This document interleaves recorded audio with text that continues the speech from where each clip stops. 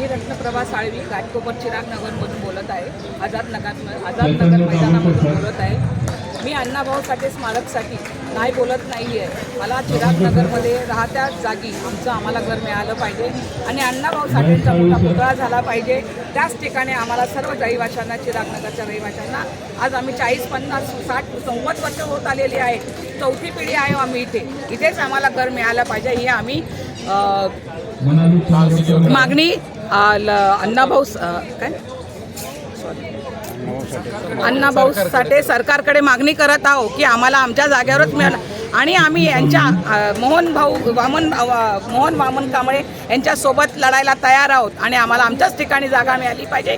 ही आमच्या हक्काची लढाई आहे. आज आम्ही 90-80 वर्ष तिथे राहत आहोत.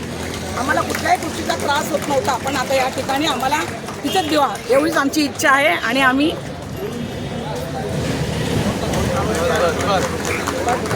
शेवटपर्यंत आम्ही लढत राहू. ही आमची लढाई हक्काची आहे. त्या हक्काच्या लढाईला आम्हाला मंत्र्यांनी आम्हाला न्याय द्यावा हीच आमची सगळी इच्छा आहे. जय लहूजी, जय लहूजी.